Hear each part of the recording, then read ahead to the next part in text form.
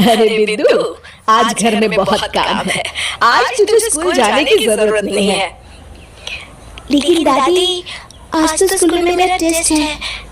अरे एक दिन स्कूल नहीं जाएगी तो ऐसी कौन सी तेरी कलेक्टर की पढ़ाई छूट जाएगी। वैसे भी मैं देख रही हूँ आजकल तो बड़ी भीड़ हो गई है।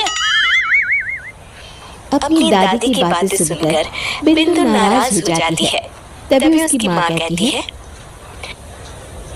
अरे बिंदु, इतनी छोटी बात पे मुंह फुलाने की क्या जरूरत है।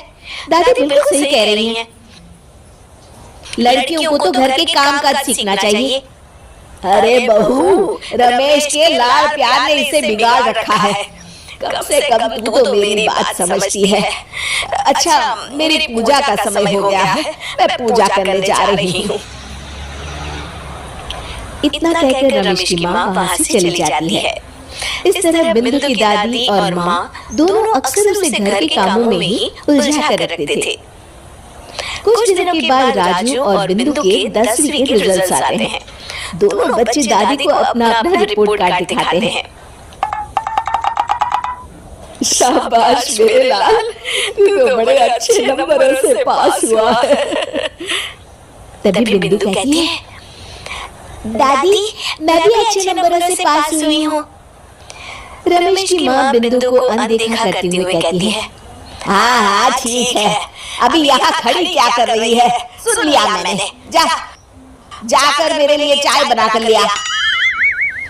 बिंदु उदास होकर चाय बनाने किचन में चली जाती है। तभी राजू कहता है,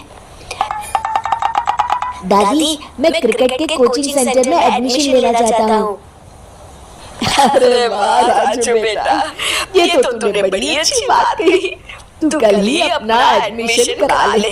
जितनी भी फीस होगी मैं दे दूंगी। अरे एक दिन मेरा पोता विराट कोहली बनेगा। इस तरह अक्सर रमेश की माँ अपनी पोती बिंदु के साथ दुर्व्यवहार करती थी। कुछ दिनों के बाद रमेश की माँ और उसकी पत्नी दोनों सास बहू मिलकर राजू का एडमिशन अच्छे स्कूल में करवा देते हैं, लेकिन बिंदु का एडमिशन नहीं करवाते। इस बात से नाराज होकर बिंदु अपनी दादी से कहती है, लेकिन दादी, मुझे भी आगे की पढ़ाई करनी है। अरे क्या करेगी आगे की पढ़ाई लिखाई करके हैं? आज से ये पढ़ाई का भूत अपने दिमाग से उतार दे। इतना कहकर रमेश की माँ वहाँ से चली जाती है। उस दिन के बाद से बिंदु की पढ़ाई हमेशा के लिए छूट जाती है और उसकी दादी उससे घर के सारे काम करवाना शुरू कर देती है। इस तरह उसका सारा दिन घर के कामों में ही बीत जाता था। कुछ दिन बीत जाते हैं और एक दिन रमेश छुट्टियों पर घर आता है। बिंदु को घर के काम करते हुए देख उससे कहता है, अरे बिंदु बेटा, तुम स्कूल नहीं गई? पिताजी, दादी ने मेरा एडमिशन कराने से मना कर दिया है। वे कहती है घर पे रहकर घर के काम करना सीख। अपनी माँ का ये बर्ताव देख रमेश को बहुत गुस्सा आता है और वो अपनी माँ से कहता है, माँ, ये तुमने क्या किया? आगे की पढ़ाई के लिए स्कूल में बिंदु का एडमिशन क्यों नहीं करवाया? अरे बेटा, लड़की जात है, ज्यादा पढ़ लिख कर क्या करेगी? वैसे भी शादी के बाद तो इसे घर के ही काम करने हैं ना। तुम किस जमाने में जी रही हो माँ?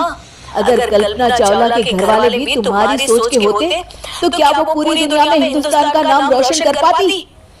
इसका स्कूल छुड़वाकर तुम इसका भविष्य बर्बाद कर रही हो। लेकिन मेरे रहते ऐसा नहीं होगा।